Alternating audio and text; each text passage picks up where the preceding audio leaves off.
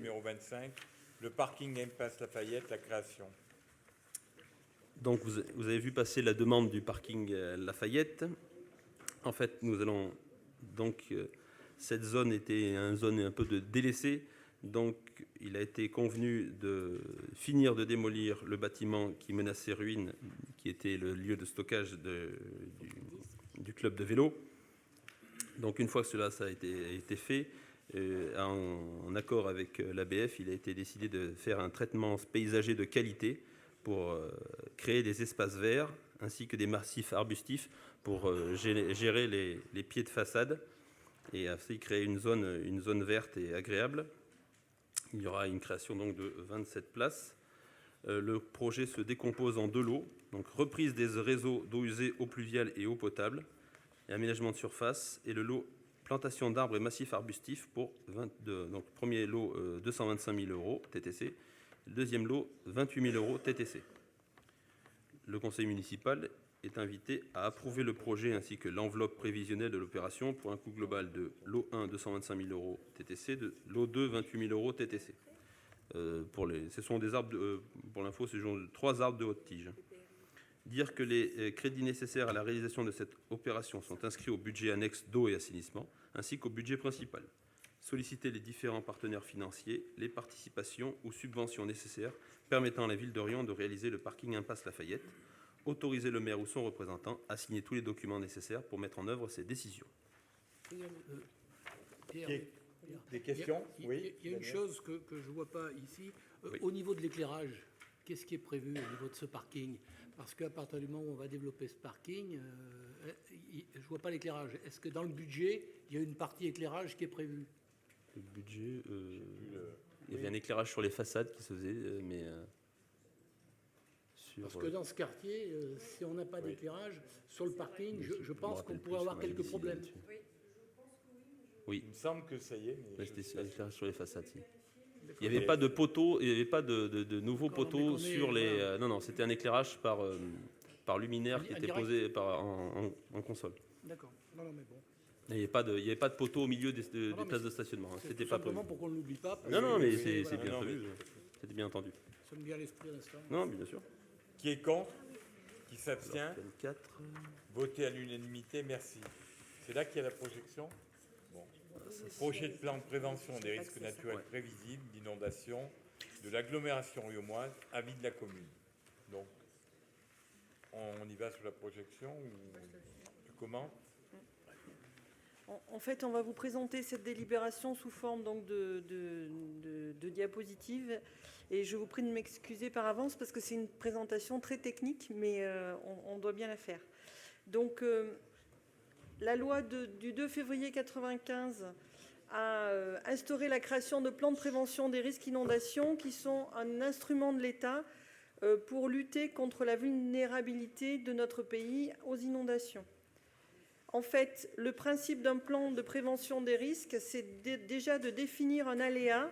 Ce qu'on appelle l'aléa de manière technique, c'est en fait la zone inondable, c'est le phénomène de l'inondation, donc la couverture des terrains par l'eau, c'est ce que vous voyez en bleu sur la petite carte en haut. De définir les enjeux, c'est-à-dire l'occupation du sol par nos activités, que ce soit du logement, que ce soit de l'activité économique. Donc, regardez quels sont les endroits dans ces zones inondables où il y a des enjeux et à partir de là, estimer les risques.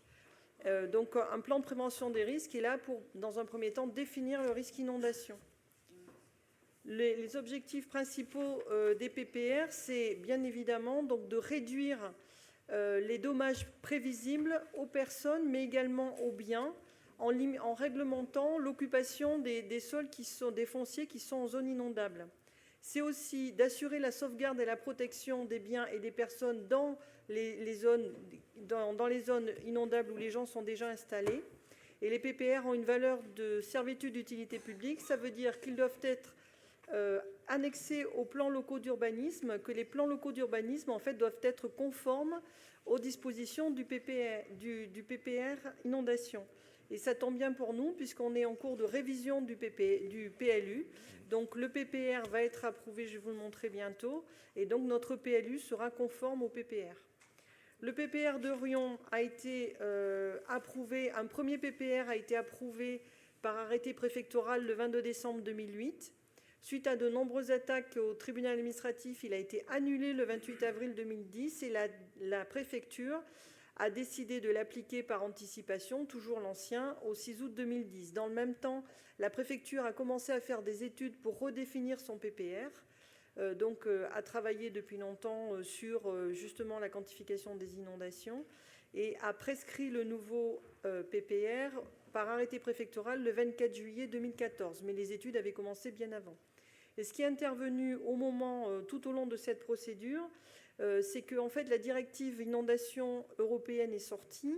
L'État, dans le cadre de la directive européenne inondation, a classé le territoire Riom-Clermont-Ferrand comme un territoire à risque important d'inondation. Donc c'est un classement qui en fait donne des obligations aux collectivités et aux États, et en particulier à l'État, de définir son PPR. Un petit peu de procédure. Si on vous en parle aujourd'hui, en fait, c'est parce que quand le projet de PPR est arrêté, les communes doivent émettre un avis sur ce projet de PPR. C'est ce qu'on vous propose ce soir.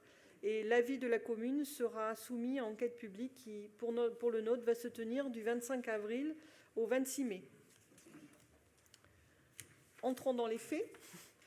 Cette carte un petit peu en 3D pour vous montrer, alors j'espère que vous le voyez bien, pour vous montrer dans quelle situation on est. On est ici. On est en fait au pied du plateau et juste au début de la plaine de la Limagne.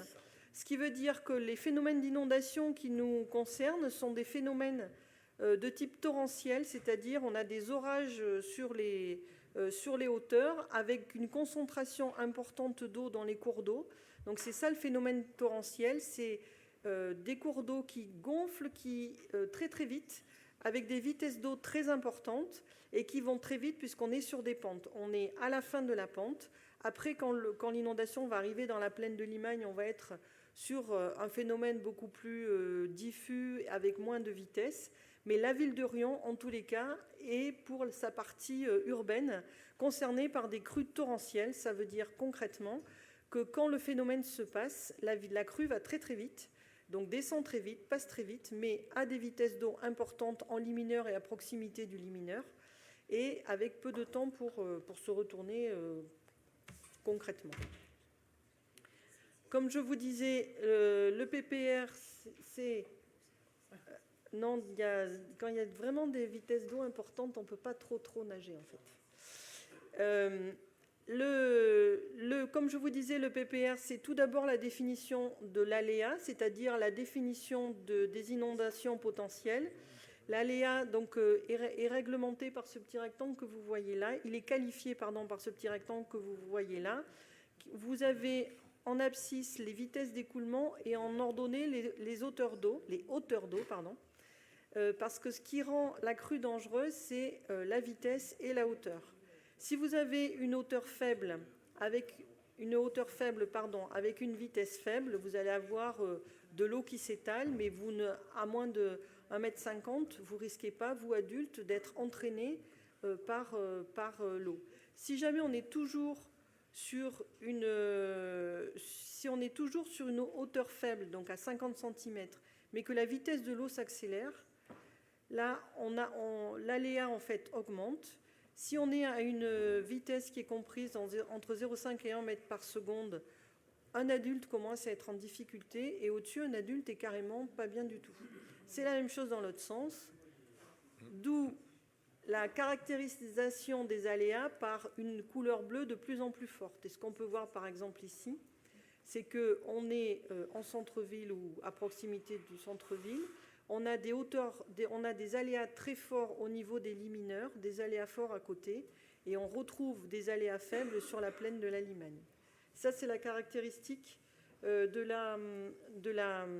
la caractérisation des aléas. Une des remarques qu'on vous propose de formuler dans la délibération, c'est que l'échelle de cartographie est beaucoup trop grande pour être correctement interprétable. Donc, on leur demande de revoir les échelles de cartographie. J'essaie de passer vite. Ce qui est intéressant dans ce qu'ils nous ont proposé, c'est qu'en fait l'État a fait une modélisation informatique de tous les cours d'eau et donc de toutes les inondations, ce qui nous permet d'avoir ce que vous voyez, ces petits traits roses, ce sont les côtes de plus hautes eaux, ce qui nous permet en fait d'établir des prescriptions avec des hauteurs d'eau calculées. Donc au lieu d'avoir des choses comme on avait dans l'ancien PPR, des choses qui étaient un petit peu artificielles, là on va avoir des prescriptions par exemple de plancher à partir de hauteurs d'eau calculées. La deuxième carte dont je vous ai parlé après les aléas, c'est la définition des enjeux, donc c'est-à-dire de l'occupation du sol. Ce qui est en vert, c'est ce que l'État a repéré comme étant zone non constructible du tout. Non, pardon, ce qui est en zone non construite du tout, c'est-à-dire les zones qui aujourd'hui ne sont pas du tout occupées par des bâtiments. Ce que vous avez en jaune, ce sont les zones qui sont occupées, donc qui ont des bâtiments. Et ici, on est sur de l'urbain dense. Par rapport à ça, les remarques qu'on vous propose de faire, c'est un peu technique, mais on trouve que le fond cartographique informatique qu'ils ont utilisé n'est pas bon, surtout qu'on en a des plus récents maintenant. Donc on leur propose de travailler sur le fond cartographique plus récent. Par ailleurs, on avait commencé avec une analyse extrêmement fine des enjeux et au fil des réunions de concertation, la cartographie s'est appauvrie et ils nous l'ont mise encore une fois sur une échelle qui était beaucoup trop grande. Donc pour nous, on souhaiterait que cette carte des enjeux soit reprécisée. Toujours dans les enjeux, les remarques qu'on fait, c'est qu'en fait, nous avons, ici on est au chemin de Gamay, on a ici un lotissement qui était déjà approuvé, qui n'est pas encore construit, mais qu'ils nous ont considéré comme occupé puisque l'autorisation avait été donnée. Donc ils nous l'ont mis en zone jaune, c'est-à-dire zone déjà urbanisée. Le petit rectangle que vous voyez là est dans le même cas. On a une autorisation donnée par la DDT, mais ils ne nous l'ont pas mise dans la zone déjà urbanisée. Donc on leur demande de reprendre ça et d'intégrer, j'ai perdu ma souris, d'intégrer ce rectangle dans la zone déjà urbanisée. Construite. Ici, on a le rond-point de Châtel. Là, on va vers Châtel. On a le serré ici. Voilà, c'est au-dessus du moulin du Paillot ici. Oui. Le deuxième point sur la carte des enjeux, c'est que ici, donc, on est rond-point de Paris. Ici, nous avons le circuit Saron. Et ils nous l'ont considéré comme non urbanisé, alors qu'on peut pas nier qu'il y a quand même quelque chose à cet endroit-là. Donc on leur demande de le corriger, de le repasser en zone déjà urbanisée, en jaune. Les enjeux derrière, ça va être la possibilité ou pas de faire des choses, parce que on le verra vraiment bientôt, mais on va le voir là. Donc ça, c'est la définition des enjeux. Je me suis trompée. Voilà, on va le voir là. Mais les zones non urbanisées aujourd'hui, et c'est un principe, c'est ce qu'on voit ici, les zones non urbanisées aujourd'hui sont, entre guillemets, sanctuaires. On n'aura plus le droit de construire dans ces zones parce que ce sont des zones d'extension des crues, qu'il faut les conserver telles quelles, même si on est en aléa faible, parce qu'il faut laisser à la crue la possibilité de s'étendre, parce que si on empêche, on rajoute de la vitesse et on envoie de l'eau encore plus vite en aval. Donc le principe fondamental du PPRI, c'est que les zones non urbanisées aujourd'hui doivent rester non urbanisées et doivent donc être non constructibles. Ce sont toutes les zones qui apparaissent en vert, donc en vert clair ou en vert foncé, en fonction en fonction de l'importance de l'aléa. Et tout ce qui est en zone de couleur chaude, donc violette, rouge et orange, sont des zones qui sont considérées comme déjà urbanisées, donc dans lesquelles on aura le droit de faire des choses. Pas tout. Il va y avoir des prescriptions. Il va y avoir un certain nombre de prescriptions. Donc on pourra faire un certain nombre de choses, mais avec des prescriptions, des hauteurs de plancher, des choses comme ça. L'idée, c'est de pouvoir continuer à faire vivre ces zones qui sont déjà urbanisées, ne pas tout bloquer. Si quelqu'un a envie de faire une extension, une véranda, etc., qu'il puisse continuer à vivre dans sa maison, mais en prenant des précautions. On notera quand même que sur cette zone ici, alors est-ce que je me repère bien, sur cette zone ici qui est densément urbanisée, au départ, comme on est en aléa très fort, La DDT avait prévu de ne rien autoriser. C'est la zone où on a la minoterie. On a beaucoup insisté pour qu'il laisse des possibilités d'évolution de ces bâtis-là, pour pas qu'on se retrouve avec une friche ad vitam aeternam à proximité du centre-ville. Donc ils ont effectivement mis toute cette zone-là en zone RU, avec des possibilités de faire des choses. Par rapport à ça, donc ils autorisent également la reconstruction de bâtiments démolis. Donc ça laisse une certaine latitude sur ce genre de friche. Nous, ce qu'on leur propose quand même, et ce qu'on vous propose de dire, c'est que il faut qu'il y ait une limite dans la reconstruction qui est possible, c'est-à-dire que l'exposition, suite à la reconstruction, l'exposition au risque ne soit pas plus importante que l'exposition précédente. Donc c'est une remarque qu'on vous propose de faire.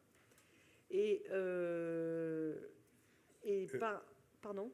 Je ne comprends pas bien, parce que qu'est-ce qu'on propose là, Ce qu'on propose, c'est que dans ces zones-là, qui sont des zones en aléa fort, oui. La reconstruction est possible, et on vous propose d'ajouter un bémol qui est de dire que la reconstruction ne doit pas être plus dangereuse, ne doit pas amener dans une situation plus dangereuse que la situation précédente. Oui, mais aujourd'hui, si on prend le cas de la minoterie, justement, aujourd'hui, à l'heure actuelle, il n'y a plus personne qui est dedans, pratiquement. En termes, donc, il ne faut pas qu'on se bloque non plus sur ce dossier-là. Il faudra faire attention. Oui, effectivement. Donc, on va faire attention à comment on le libère. L'idée, c'est qu'on ne mette pas, par exemple, alors c'était d'un point de vue architectural, j'allais dire, l'idée, c'était qu'on ne mette pas des planchers plus bas que ceux qui existent aujourd'hui, par exemple. D'accord. Donc, c'était dans ce sens-là. Mais c'est bien comme ça qu'ils l'ont vu. La DDT nous a donné un accord dans ce sens-là. Oui, tout à fait. Comme ils l'ont fait, d'ailleurs, où on s'est battu énormément sur le dossier de MSD.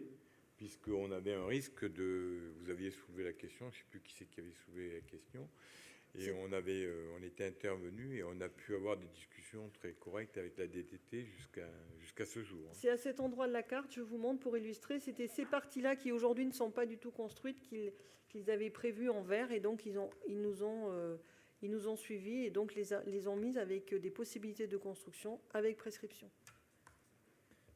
Moi aussi, la rédaction que vous proposez me fait quand même réagir, parce que l'impression que j'ai, c'est que cette rédaction va nous imposer, on s'impose à nous-mêmes des contraintes plus importantes que celles que nous prescrit l'État. C'est ça qui m'étonne un peu, parce que généralement, c'est pas vraiment dans ce sens qu'on fait des remarques, ou alors j'ai mal compris. Mais... Effectivement. Non, mais il faut qu'on fasse très attention au libellé. Je suis d'accord. Il faut faire gaffe. Mais tel que c'est rédigé, enfin pour nous, mais après c'est la proposition qu'on vous fait, mais c'est vous qui votez, c'est que il nous paraît difficile d'avoir plus d'exposition que ce qu'il y avait auparavant. Mais voilà, Maurice, je crois qu'il faut qu'on soit très clair. Aujourd'hui, ils nous ont prescrit des choses. Il faut qu'on écrive ce qu'ils ont prescrit, qui ne nous fait pas des contraintes supplémentaires. Oui, qu'on soit très clair. Donc, vous souhaitez qu'on supprime cette remarque? Moi, je souhaite qu'on supprime cette remarque, d'autant qu'à mon avis, elle est redondante. Les principes des PPRI sont ceux-là, de ne jamais rajouter un risque existant. Donc, on reprend quelque part un principe général de l'établissement des PPRI. Donc, voilà. D'accord. À mon avis, il faut faire attention. Oui, c'est noté. Tout à fait. Oui, surtout sur ce quartier-là. Oui, puis surtout qu'on s'est battu pour l'avoir quand même. Donc, ok. Quand même pas aujourd'hui nous dire qu'on ne peut plus.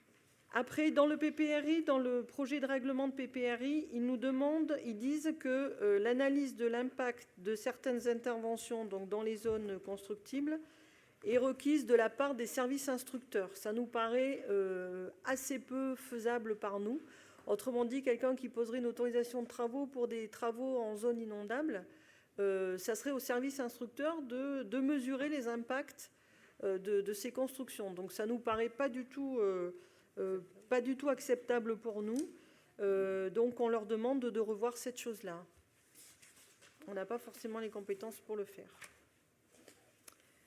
Enfin... Est-ce qu'on ne va pas se mettre une contrainte supplémentaire en disant que c'est la DDT qui va nous imposer ces règles? Il faut qu'on fasse attention à ce dossier. A contrario, si le service instructeur doit mesurer l'impact, je ne sais pas comment on va faire. Donc on peut leur demander de nous faire une nouvelle proposition.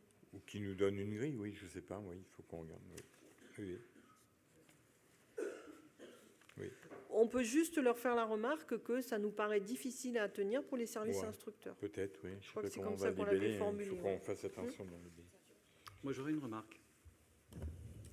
Moi, je trouve quand même... Enfin bon, quand je vois la carte, les préconisations de l'État, elle a bon dos. Parce que quand on est capable de mettre un centre pénitentiaire dans un lieu dédié, le Marais d'Orion, situé où on voit où il est situé, et qu'aujourd'hui on fait des préconisations, je trouve quand même c'est un peu fort de café. Excusez-moi du peu. Et surtout, je peux me permettre de le dire, si vous avez l'occasion de la visiter, qui n'a même pas été surélevé. Donc quelque part, il y a quelque chose qui ne va pas. Alors, je peux vous répondre du point de vue technique, juste avant. Quand le permis de construire de la prison a été déposé, c'était l'autre PPR, c'était le premier PPR qui était actif, et sur le précédent PPR n'avait pas déterminé qu'on était en zone inondable à cet endroit-là. Mais Mme Morisset, c'est pas quand moi, même. C'est pas moi. Il faut pas connaître Orion pour pas savoir qu'on appelait ça le Marais d'Orion. C'est quand même, je veux dire, c'est quand même. Alors, je vous rappelle que ce n'est pas moi, c'est l'État qui l'a mené. Hein. L'État, quand ça l'arrange, s'arrange. Et quand il peut mettre des contraintes, il ne s'en prive pas. Donc, je veux dire que ce qu'il faut peut-être, avant toute chose, c'est prendre l'avis des gens qui sont sur un territoire depuis un certain nombre d'années, qui connaissent bien le territoire, et que les choses soient faites en concertation avec des gens du terroir, du territoire, et pas imposées par des gens qui sont dans des bureaux, bien souvent très loin du territoire. Monsieur Grenet, j'ai suivi un peu le dossier et Mme Morisset me reprendra. Il faut savoir qu'effectivement, les deux PPRI, la méthode de travail a complètement changé, que la dernière méthode a été par modélisation. Et ce qu'on reprochait justement sur la première méthode, c'était pas ce travail-là qui justement pouvait avoir de grosses incertitudes sur certaines zones. Donc on a bien fait d'avoir sur le premier PPRI d'être cassé au niveau du tribunal administratif, parce qu'on trouvait que la méthode de la méthode était mauvaise et qu'il fallait faire une méthode de modélisation. Donc justement qu'apparaisse effectivement une zone inondable au niveau de la prison, c'est aussi suite à notre demande d'avoir un document nettement plus fin et nettement plus précis, et surtout qui correspond à la réalité du territoire et à la géographie. Voilà l'explication pourquoi effectivement cette zone est apparue inondable, parce que la méthode de travail est nettement plus mieux optimum. Oui, mais c'est quand même difficile à comprendre pour le citoyen de base qu'on donne une autorisation et que le lendemain... Comment? Mais oui, non, mais on est bien conscient. Moi, j'ai vu une carte notamment sur laquelle on met le bas de la rue du Marturet comme non inondable. Moi, j'ai vu cette bas de la rue du Marturet inondée. Je l'ai vu. Et on la met non inondable. Donc, on peut aussi s'interroger quelquefois sur un certain nombre de décisions, sur un certain nombre de contraintes qui nous sont mises et difficilement explicables. Je continue. Oui, effectivement, j'ai oublié de dire, la zone inondable est calculée avec une crue théorique centenale, c'est-à-dire la crue qui a une chance sur 100 d'arriver tous les ans. Et dernière remarque qu'on vous propose, c'est au niveau du triangle des boules. Donc cette zone étant non constructible, ce qui est logique, aujourd'hui elle ne l'est pas, effectivement. Et ils autorisent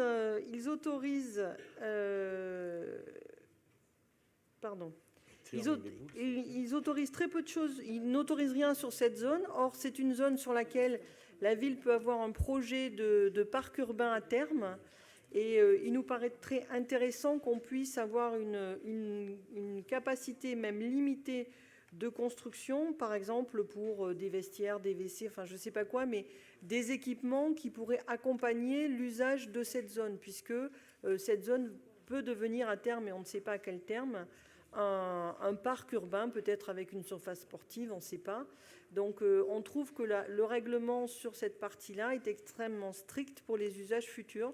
Donc on voudrait demander un petit peu d'assouplissement simplement pour des constructions à usage public sur le terrain. Comment?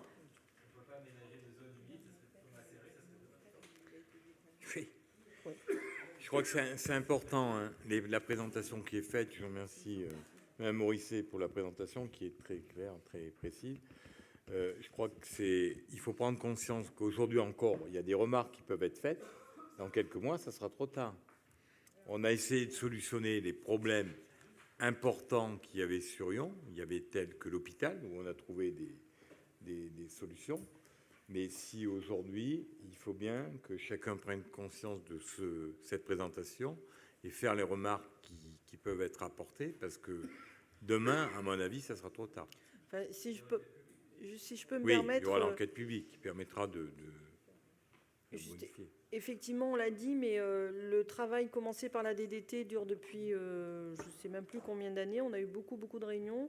Et on doit dire quand même qu'effectivement, on vous l'a déjà dit, la DDT a entendu un certain nombre de choses qu'on lui avait dites. Je crois qu'on peut le citer. M. Sanseo a été très ouvert à la discussion et on a pu, jusqu'à maintenant, arranger, enfin pas arranger, mais traiter quelques dossiers qui étaient compliqués. Il y a eu un dossier qui a été très long, c'est le dossier de Sainte-Marie, l'extension de Sainte-Marie, l'ancienne caserne de gendarmerie. On a trouvé des accords. On a failli à un moment perdre ce dossier, puisque c'était très délicat. Le dossier MSD, je dois dire qu'on a été soutenu quand même par les sous-préfets, les différents sous-préfets qu'on a connus ces derniers temps. Du coup, effectivement, on est donc là dans une consultation formelle de la commune avec une délibération à prendre. Donc, je vous ai donné tout à l'heure les dates de l'enquête publique, donc qui va se dérouler sur le territoire de la commune. L'enquête publique, c'est vraiment effectivement le moment où chacun devra s'exprimer, et puis après on pourra plus s'exprimer. Ouais. D'autres remarques? Donc, en clair, qu'est-ce qu'il faut faire? Émettre un avis favorable? Il faut émettre un avis favorable sous réserve d'enlever la remarque que vous avez dite. Et OK? Qui est contre? Qui s'abstient? Voté à l'unanimité, merci. Ah pardon? Une abstention. OK, excuse-moi. Question numéro 27. Ancien logement de gendarmerie, 1 avenue Jean-Paul Sartre. Constatation de la désaffection et déclassement dans le domaine privé de la commune. Vincent Perger. À toi la parole.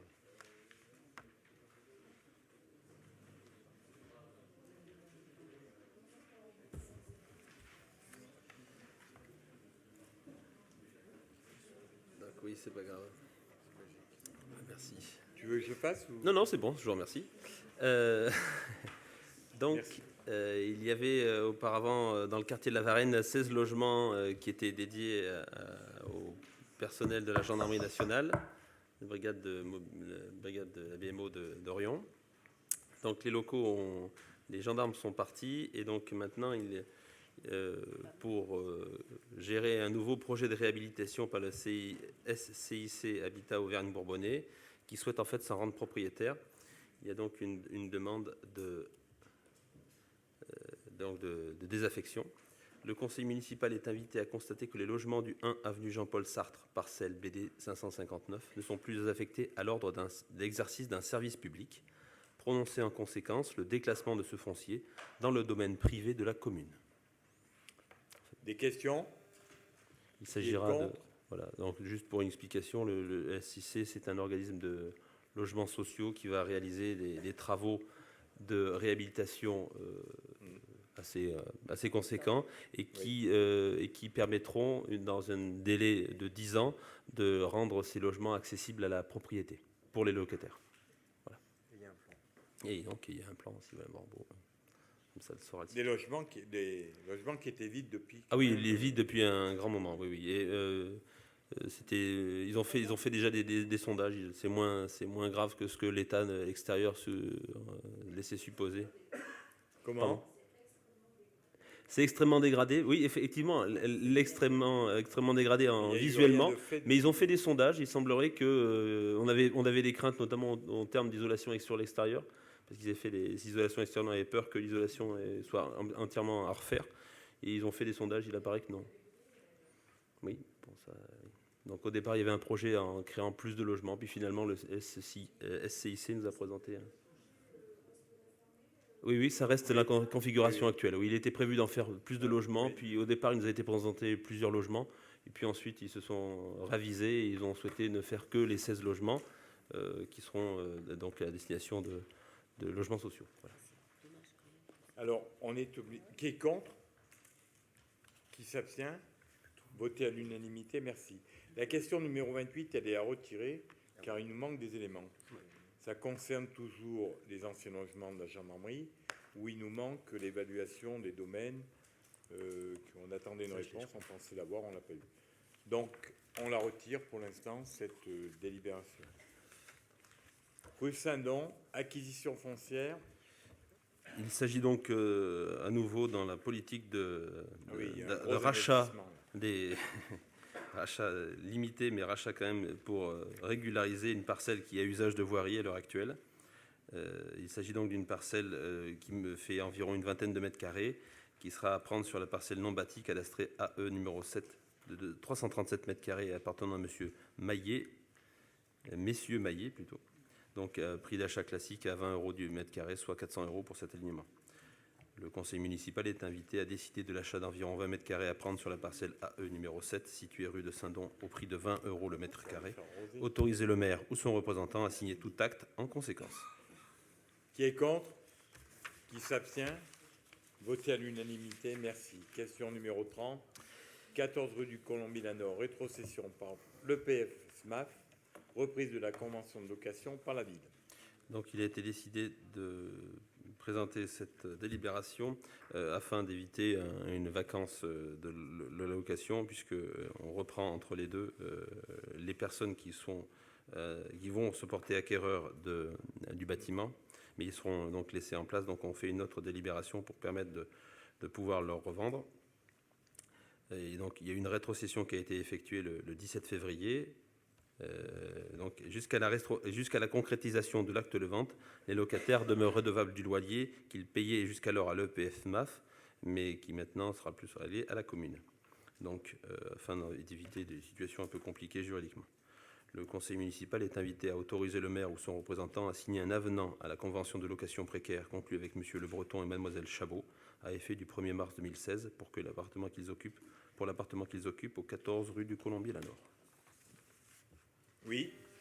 Je pense que dans la délibération aurait pu être annoté le montant du loyer. Je vais vous le donner, 554,58 €. Je pensais que vous alliez poser la question. Oui, disons que c'est dans la logique de la transparence des choses. Voilà, c'est peut-être bien de le rajouter sur la délibération. Nous suivons. J'ai ramené une quittance de loyer, si vous voulez, pour vous le prouver. Je vous fais confiance. Merci. Qui est contre? Qui s'abstient? Voté à l'unanimité, merci. Question numéro 31. Tag et graffiti, poursuite de la campagne d'enlèvement. Donc il a été fait une nouvelle campagne gratuite cette fois-ci d'enlèvement des tags et graffitis sur les murs privés de la ville de Riom. Cette campagne a été bien suivie, où il y a environ 300 mètres carrés qui ont été nettoyés. On va donc, dans l'idée, poursuivre l'effort en matière de préservation du cadre de vie. Et donc, on va reconduire cette opération pour 2016. Donc, vous verrez en annexe le bilan de la campagne de 2015. Le conseil municipal est invité à approuver la mise en place de la gratuité des interventions d'enlèvement des tags et graffitis réalisées en régie sur une hauteur inférieure à 3 mètres et par une entreprise spécialisée pour les hauteurs supérieures. Autoriser le maire ou son représentant à signer tout acte afférent. Le coût de l'opération, tout le monde là. Le coût est effectivement derrière. Environ, pour la totalité, y compris les consommables, à 10 327 €. Des questions? Oui. J'ai une question concernant l'enlèvement des tags et des graffitis sur les transformateurs électriques. La situation est la suivante, c'est qu'à côté de l'école Jean Rostand, de l'école maternelle, il y a un transformateur électrique entre une propriété privée et le petit terrain là, en forme de goulet, de langue. Et il y a un transformateur électrique sur lequel il y a plein de graffitis. et ça fait tâche dans le milieu urbain. Il n'a pas été ERDF qui est propriétaire des transformateurs n'a pas particulièrement été contacté sur ce point. C'est pour ça que je pose la question, parce que savoir si éventuellement les services de la ville pourraient prendre contact avec on leur fera payant. voilà. Non, mais ça fait sale, ça fait crado à cet endroit-là, quoi. Voilà. C'est un souci que nous avions eu sur la Varenne, mais il me semble que le transformateur, étant donné que ce n'est pas propriété de la collectivité. Non, c'est propriété de RDF. Voilà, je ne suis pas sûre qu'il y avait eu la possibilité d'intervenir dessus. Oui, il faudra qu'on demande l'autorisation. On peut de toute manière les consulter, c'est sûr, mais les côtoyer en raison professionnelle ne sont pas particulièrement souples. En lettres commandées, s'il vous plaît. Parce qu'ils ont l'habitude de ne pas recevoir notre courrier. Donc, vous leur ferez une lettre commandée. On est dans les lettres commandées en ce moment, donc on peut en envoyer une de plus. Question numéro 32, chantier. Comment ? Pourquoi tu rigoles ? Ça y est, c'est les nerfs. Donc le chantier d'insertion sur le territoire communal, convention avec Passage Plus, avenant. En fait, l'association d'insertion Passage Plus a changé de nom et est devenue l'association Inserfac. Et donc, afin de régulariser cette nouvelle situation, nous avons donc, on va signer un avenant pour que on reconduise la même subvention auprès de la nouvelle association qui a été constituée. Donc on constate la substitution en fait des deux, c'est juste pour le changement de nom et est en régularité. Le conseil municipal est invité à autoriser le maire ou son représentant à signer l'avenant constatant ce changement, donc le changement de nom, autoriser le maire à procéder au versement de la subvention tel que défini par la convention. Sous réserve qu'il y ait l'accord de participation du conseil départemental.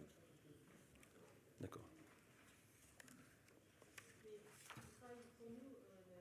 Oui. Oui, il y aura une partie qui sera prise en compte. Oui. On est bien d'accord. On fait les remarques puisqu'il y a des représentants du conseil départemental, on leur signale. On a bien porté le message. Oui. Pendant la session de lundi et mardi. Qui est contre ? Qui s'abstient? Voté à l'unanimité, merci. Ben oui, tu avais raison, c'est la dernière. Bon, Laurent, tu as demandé la parole avant de la donner au public, vas-y. Oui, simplement pour vous donner quelques informations sur une réunion des délégués. J'ai plus de voix d'un coup, pourtant j'ai rien dit ce soir. Une réunion qui s'est tenue au lycée Pierre-Joël Bonté ce soir avec les délégués du SBA. Alors bien sûr, il y avait un peu moins de réunions que prévu parce qu'il y avait conseil municipal, mais simplement pour vous dire que le SBA a donc entériné l'idée de rester sur la taxe des ordures ménagères et donc a repoussé à 2019-2020 la redevance incitative. Qu'à partir de 2018, on devrait voir arriver une incitativité ou une incitation sur la taxe, avec une grosse réflexion menée sur le niveau d'incitation qui sera mis en œuvre, puisque la loi permet d'aller de 10 à 45% d'incitation. Et avec un autre élément qui me paraît important, parce que je me suis impliqué sur ce dossier pour que ça se passe dans ce sens-là, le SBA réfléchit aussi à la rationalisation de ses budgets dans tous les domaines, et de façon à trouver des péréquations entre la diminution des volumes d'ordures ménagères traitées et la diminution du budget. C'est-à-dire que l'idée d'avoir des ordures ménagères qui coûtent toujours plus cher, finalement, n'est peut-être pas une fin en soi, et on est en train de trouver des solutions. Avec aussi, annoncé par le président ce soir, l'intervention de l'ADEME et du conseil départemental du Puy-de-Dôme pour accompagner financièrement cette démarche qui devrait amener les gens. Donc, je pense que c'est intéressant parce que ça calme le dossier qui était quand même devenu complètement explosif. Ça permet de se donner un peu de temps pour aller plus loin. Et ça permet certainement de présenter à l'ensemble des usagers une approche, je vais dire plutôt une incitation qui ne soit pas punitive. C'est-à-dire que globalement, pendant les 2 ou 3 prochaines années, les gens qui vont faire des efforts sur le tri de leurs ordures ménagères vont voir leur facture baisser. ce qui est quand même pas rien. En tout cas, c'est ce qui nous a été annoncé ce soir. Et ça permettra ensuite, éventuellement, d'aller vers une redevance incitative et de rediscuter sur ces bases de valeurs locatives qui faisaient qu'on avait le sentiment qu'on était un peu dans la double peine. C'est-à-dire qu'on allait payer nécessairement plus cher avec un service éventuellement moindre ou en tout cas, on valorisait pas le tri. Je crois que c'est une avancée significative et qu'il fallait le noter. Il faut qu'on reste vigilant sur le dossier, qu'on continue à travailler sur ces approches-là. Mais il y a un consensus qui se fait là maintenant autour de cette approche. Et je pense qu'il fallait qu'on puisse vous puissiez, en étant délégué de la commune sur ce dossier-là, vous puissiez en être informé de manière globale. Voilà ce que je voulais dire. Merci. Les questions dans la salle qui commencent. Merci de me donner la parole. Je me présente pour ceux qui me connaissent très pas. Je suis Jacques Verdier. Je suis retraité de la ville d'Orient et du corps de sapeurs-pompiers de la ville. Ma première question, ce n'est pas une question, c'est plutôt un fait.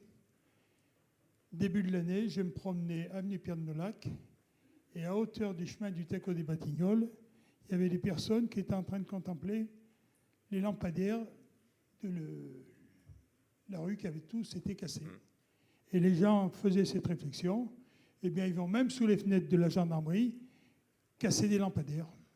J'ai dit jusqu'au bout et j'ai regardé, j'ai vu qu'ils étaient cassés. Et ben, j'ai dit, pour une fois, les caméras vont servir à quelque chose. Le lendemain, je suis allé à la police municipale.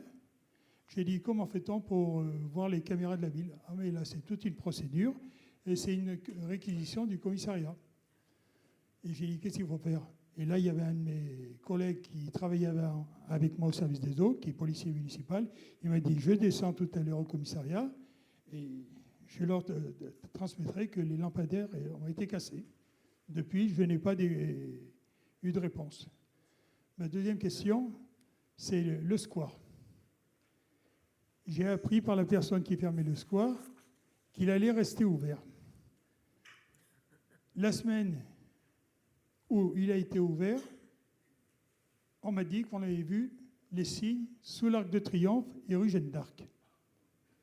Quant à moi, suite au premier week-end où le square est resté ouvert, j'ai trouvé le lundi matin 6 barres qui avaient été cassées le long du bassin.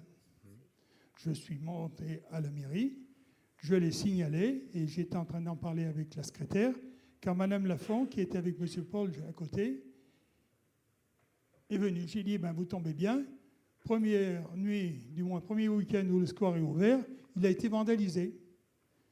Il a dit, excusez-moi, je n'ai pas le temps. Et elle a dit à la secrétaire, faites-moi un rapport de ce que vous dites, M. Verdier, j'en parlerai en bureau municipal. Là, pour une fois, je peux dire, chapeau, je l'ai signalé le lundi, et le mercredi, les bars étaient chargés. Et le square est fermé le soir. Le parc est on fermé. va y venir. Je suis un peu le train. Bon, maintenant, j'en viens au bassin. Quand est-ce que c'est qu'on aura un bassin, disons, d'agrément? Parce que tout de suite, j'y vais souvent, et quand on traverse le pont du bassin du square, il me semble que c'est une journée porte ouverte à la station d'épuration, vu la couleur de l'eau. Bon. Là-dessus, le bassin fuyait et a toujours fui. La quantité d'eau qui est dépensée par ce bassin, je ne vous la dirai pas, mais vous êtes bien placé puisque les relevés sont faits périodiquement.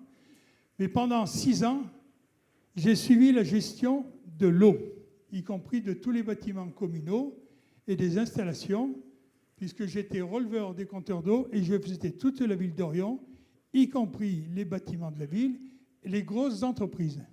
Et là-dessus, c'est peut-être là qu'a été décidé de refaire le bassin du square, parce que c'était une consommation effarante. Je ne vous dirai pas les chiffres, vous les avez, puisque vous êtes conseillers municipaux.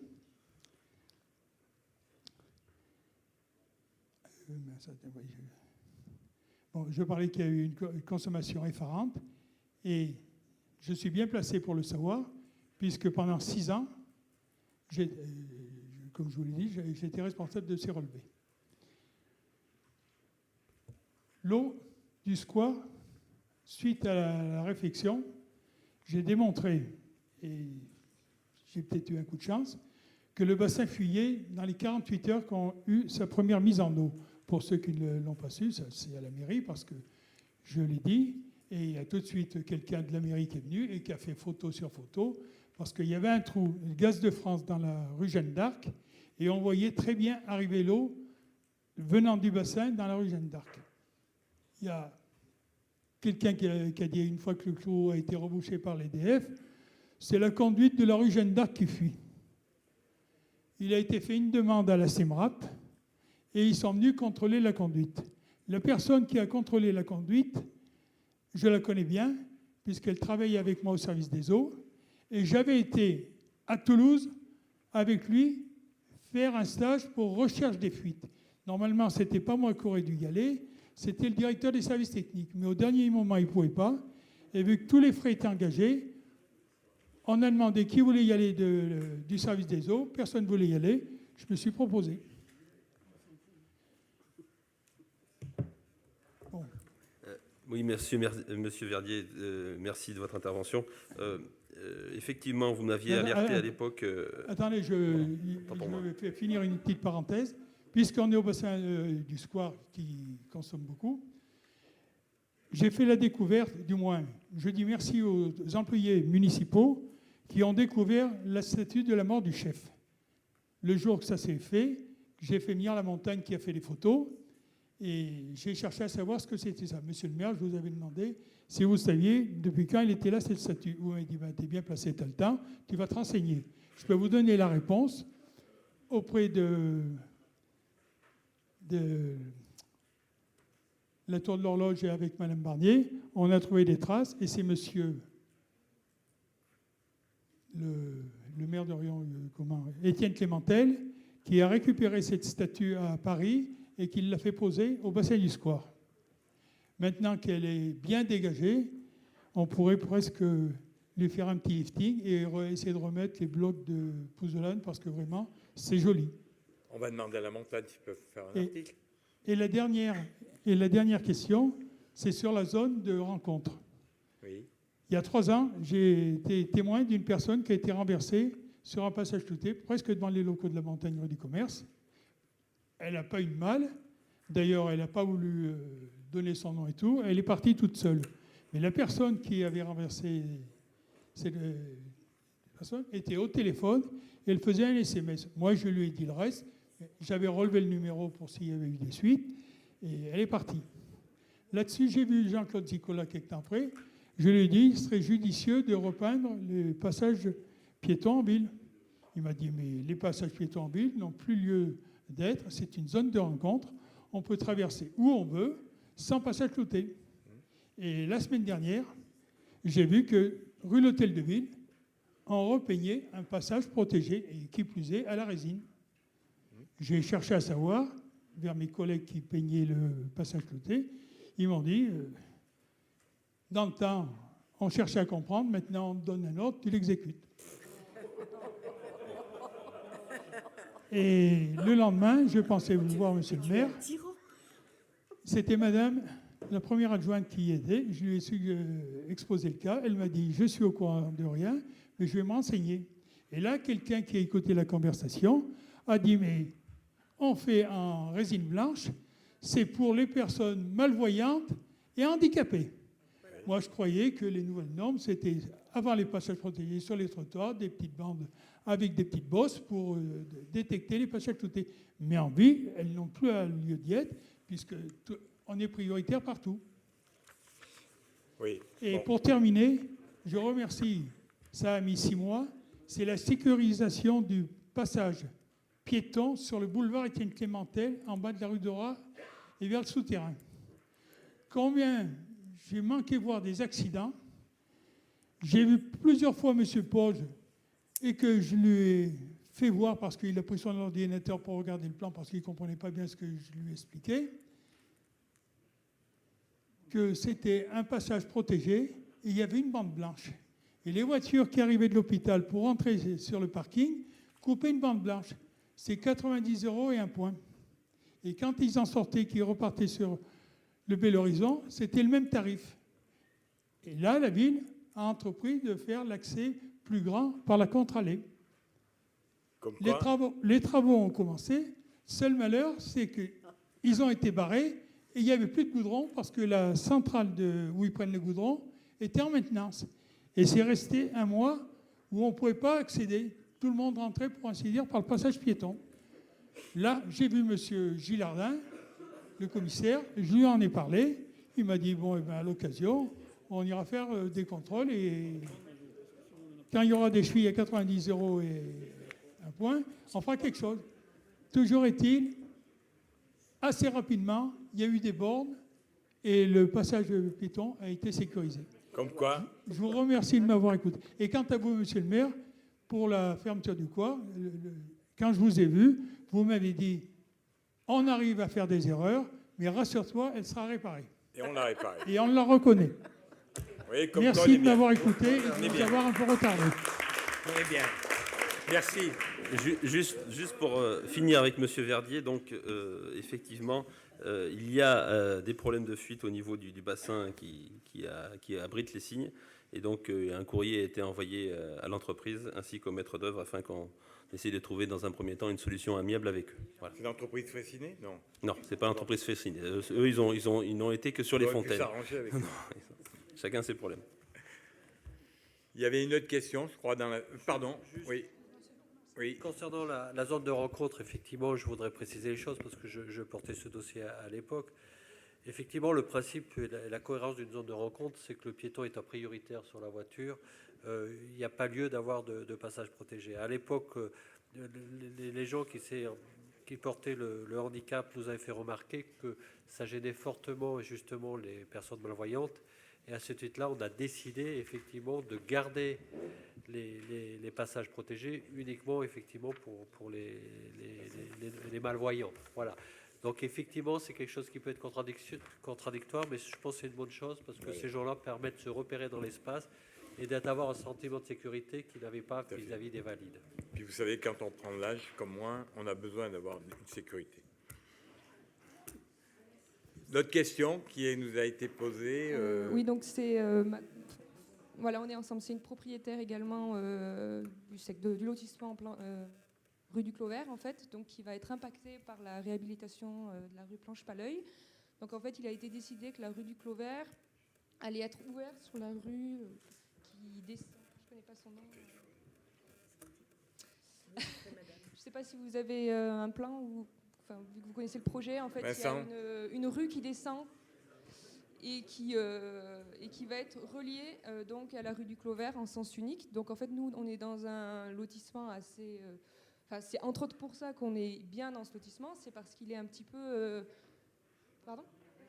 Oui, entre guillemets, mais on est entre nous et du fait de l'ouvrir, pour ceux qui sont au courant, parce qu'il y a aussi un problème de communication, pour ceux qui sont au courant, personne n'est pour cette ouverture. Et il s'est avéré que, donc, grâce à cette madame, que moi, j'habite dans le lotissement depuis 2 ans, donc même il y a 2 ans quand j'ai acheté, je n'étais pas au courant. Et j'ai été mise au courant il y a 1 mois, grâce à un courrier que j'ai reçu en boîte aux lettres, qu'il y avait une réunion sur la rue Planche-Palœil. Moi, je suis venue par hasard, je me suis dit, comme c'est pas loin de chez moi, ça pourrait nous concerner. Et en effet, ça impacte directement notre lotissement. Ensuite, on a des voisins qui ont aménagé il y a 1 an, ils n'étaient même pas au courant non plus. C'est normal, c'est pas fait. Il y avait un emplacement réservé sur chaque parcelle. C'est pour ça qu'on peut aujourd'hui ouvrir. C'est que chaque parcelle était grévée d'un emplacement réservé.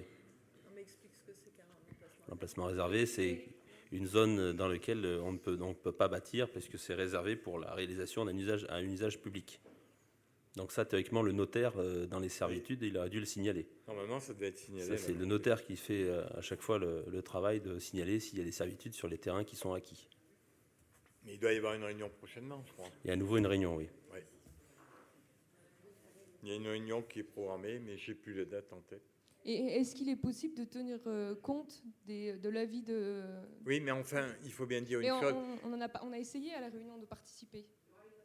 Il y aura une réunion qui est prévue dans le mois d'avril, je crois, je ne sais plus quand. Oui. Mais si vous voulez, on est obligé de tenir compte de l'avis de l'ensemble des citoyens. On ne peut pas tenir compte que de l'avis de 3 ou 4 oui, ou 5 bien sûr, personnes. mais... Comment ? Non, mais l'ensemble du lotissement est contre cette ouverture. Oui, mais Qu'est-ce que ça va combien de apporter ? personnes dans le lotissement ? Qu'est-ce que ça va apporter de plus? Comment? Qu'est-ce que ça va apporter de plus? Écoutez, si ça a été prévu, c'est qu'il y a un intérêt. Je n'ai pas tout en tête, tout le dossier en tête, mais... Alors, on ne voit pas ce que ça va apporter de plus. Hein? Juste des nuisances supplémentaires, alors qu'on n'en a pas. On n'entend pas, madame. Ce qu'il y a, c'est, nous, le sentiment qu'on a eu à la réunion qui a eu lieu le 1er février, c'était que comme les travaux impactaient principalement la rue Planche-Palœil, on écoutait beaucoup plus tous les habitants de la rue Planche-Palœil. Et nous, on était 3 ou 4 de la rue Clovert. Enfin, comme je vous le dis, le courrier adressait principalement s'adressait plus à ceux de rue Planche-Palœil. Donc je peux comprendre que des gens dans le lotissement qui n'étaient pas au courant n'ont pas vu que ça allait impacter la rue du Clovert et ne sont pas venus. Et je vous dis, hier, il y a des voisins, ils l'ont appris hier. Donc nous, on va mettre en place une pétition. Après, enfin, je sais pas. La pétition, en plus, donc la personne qui est là à côté de moi me dit qu'il y a 8 ans, il y a eu le même problème qui a été soulevé. Il y a déjà eu une pétition il y a 8 ans. Attendez, je vous entends pas, excusez-moi. Mais... Ah oui, je parle vite en plus. On me l'a déjà. Oui, il y aurait déjà eu une pétition sur cette même problématique il y a 8 ans, selon. Moi, j'ai pas connaissance de ce dossier. Je n'ai pas tous les dossiers en tête. L'adjoint qui est en charge n'est pas là ce soir. Il pourra prendre contact avec vous si vous voulez, vous expliquer qu'est-ce qui se passe. Moi, j'ai pas tous les dossiers en tête. Je peux pas. Mais venez à la réunion quand il va y avoir la réunion. Mais bien sûr qu'on viendra, mais il faudrait qu'on soit sûr cette fois-ci d'être invité, parce moi j'étais invitée à la dernière, mais il semblerait qu'il y en a eu d'autres. Et Non, il y a eu une réunion et il y en aura une prochaine. C'est tout. Ok. D'autres questions? Vincent, il faudrait que tu dises pourquoi on ouvre la route. Non, c'était. Alors pourquoi on ouvre cette rue là? C'était. Enfin, moi je suis pas en charge de tout et heureusement je suis pas encore l'adjoint. Donc, en fait, l'idée, parce que moi je ne fais que les superstructures, alors vous excuserez mes approximations. Donc, en fait, l'idée était d'améliorer le sens de circulation pour désengorger la partie qui va être, qui est la plus fine sur la partie qui longe le ruisseau. Longe le ruisseau. Voilà. En fait, c'est cette partie-là. Donc, on vient recréer une zone de circulation différente pour ménager des passages plus faciles pour les personnes qui reviendraient de la Croix des Trois Mains, quoi. On va prendre vos coordonnées et on vous enverra bien une invitation pour que vous soyez au courant. D'autres questions? Non, il n'y en avait pas d'autres. Bon. Ah si, pardon. Non, ils n'étaient pas inscrits. Comment?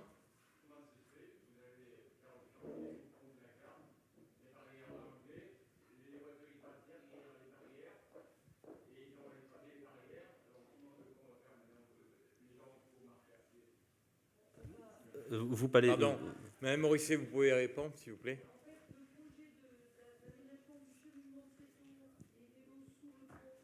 Oui.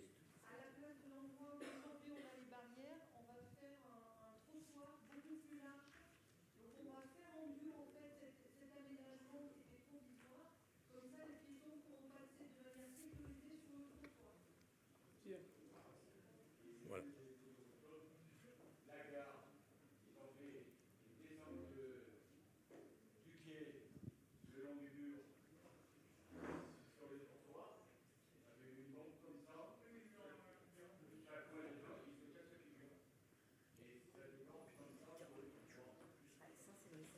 On va leur signaler.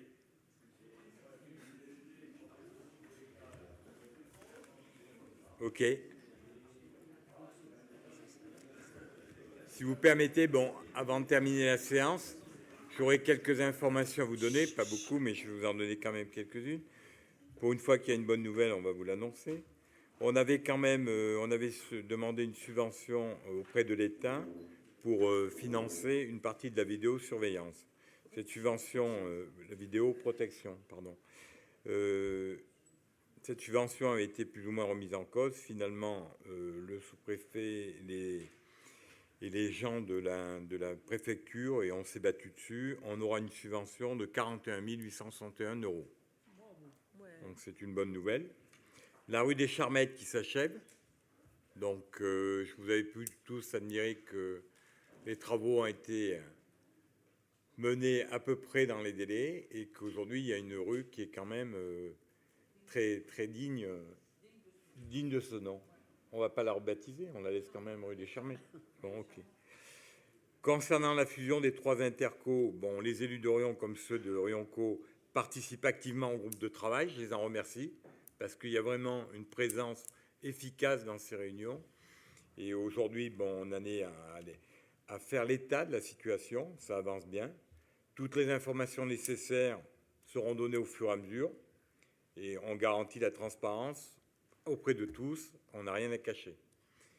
Attendez, s'il vous plaît. Le dossier du cinéma va être lancé au Conseil communautaire du 31 mars prochain. Et les jardins de la culture sont comme les fleurs du printemps. Ils pointent leur nez et commencent à pousser sérieusement. Les travaux vont bientôt démarrer. Oui.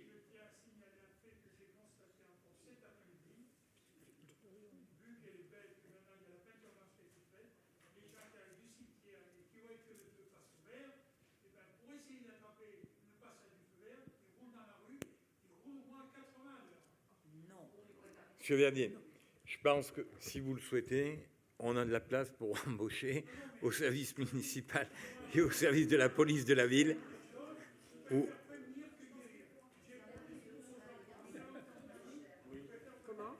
Non, mais vous avez raison. Vous avez raison.